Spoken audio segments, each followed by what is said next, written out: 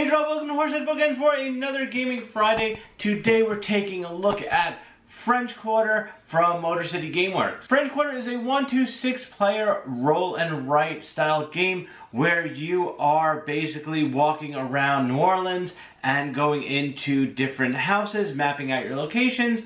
I say houses, but I mean stores, bars, things like that. You have 6 different modes of transportation that get you around the city, and what you do is you check off little boxes depending on what you're doing based on certain icons on the cards, and they are as follows.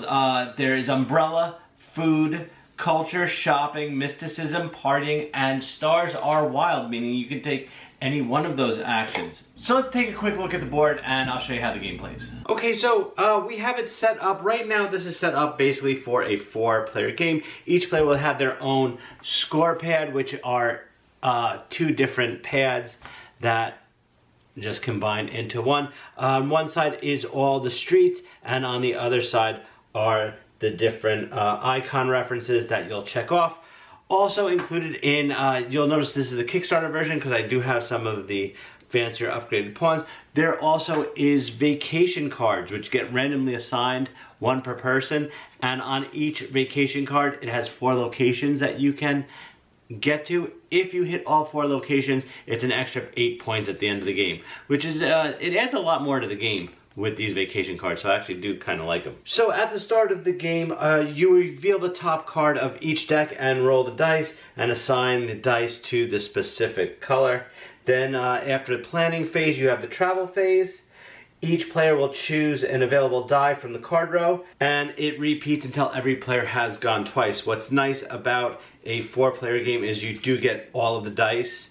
With lesser play count, you do use less dice, and I think at 2 players it's only 5 dice, and you omit the taxi card, which is this yellow one right here. There's also a solo mode, which I haven't played yet, so I'm not exactly sure how that plays out, but it does have a mayor cards that actually will close off certain streets for you. So as a first player, the first thing you would do is take the dice associated with the card. For example, we'll take this red one right here, and it is the riverboat action. So the first thing we would do is resolve the icon shown on the card, which is party and shrimp.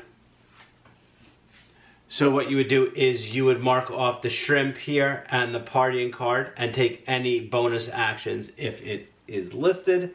Then you would move your little meeple around the board, and with this for the riverboat, it says move to any space on Decatur Street or North Front Street, and all the streets are labeled both east to west, west to east, and north to south. So you'd have to find where Decatur Street is, which I believe it's Decatur Street is right here, and North Front is down here. So I could move to any building on that area.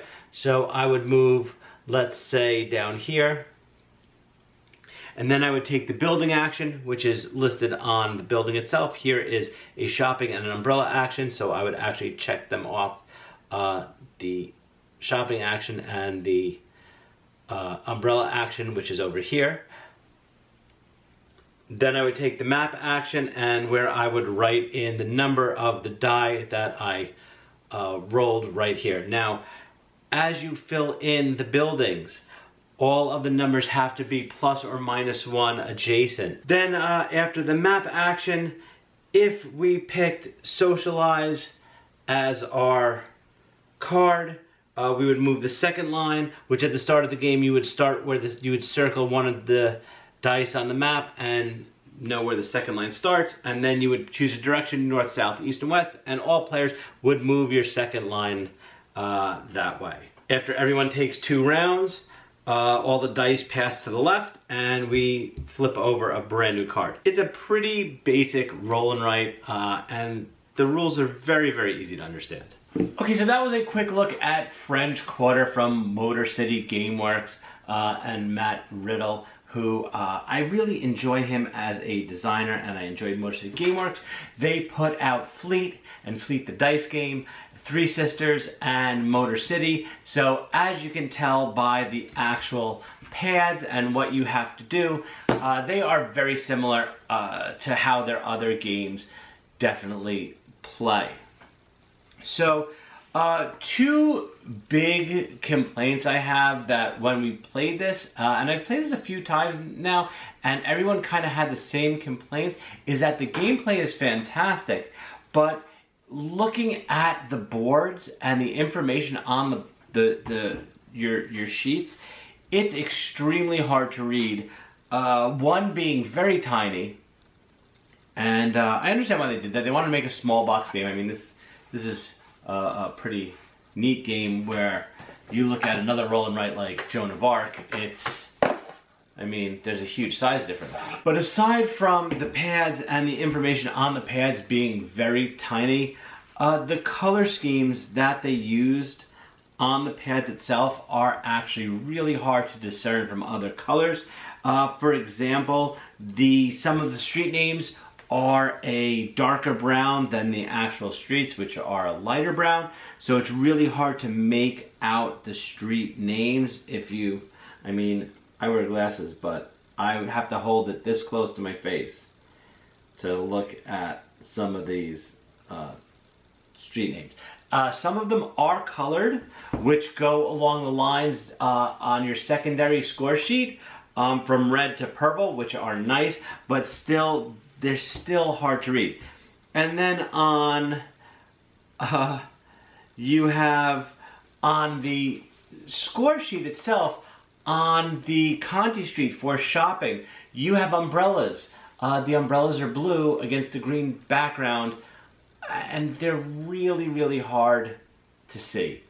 That really is my only major complaint about the game. The second complaint is pencils.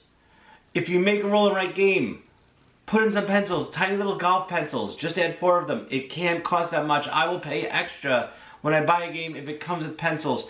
I find that a lot of these roll and writes nowadays aren't including them, and it's so frustrating trying to go around and find pencils to play a quick game. For example, if I go to a store and if I went to a store and bought French Quarter and brought it to a friend's house, or if I brought it to the park to play it, or at a party, or anywhere, I wouldn't be able to play it unless I had to find pencils. So please, for the love of God, designers, developers, publishers, if it's a roll and write game and you need a pencil, throw in quick 4 golf pencils.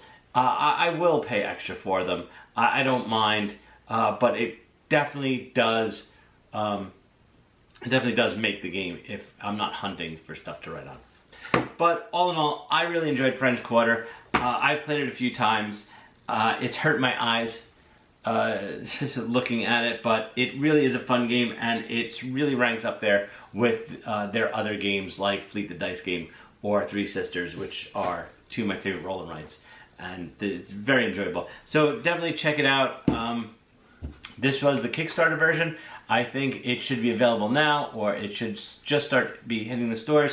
But if you enjoy roll and writes, give it a try. I don't think you'll be disappointed. So if you like the video, please give it a thumbs up. Also, please don't forget to click on subscribe, ring the notification bell. You will get notified anytime I upload a new video. Questions or comments, feel free to post it below, and I'll get back to you as soon as possible. Otherwise, talk to you later.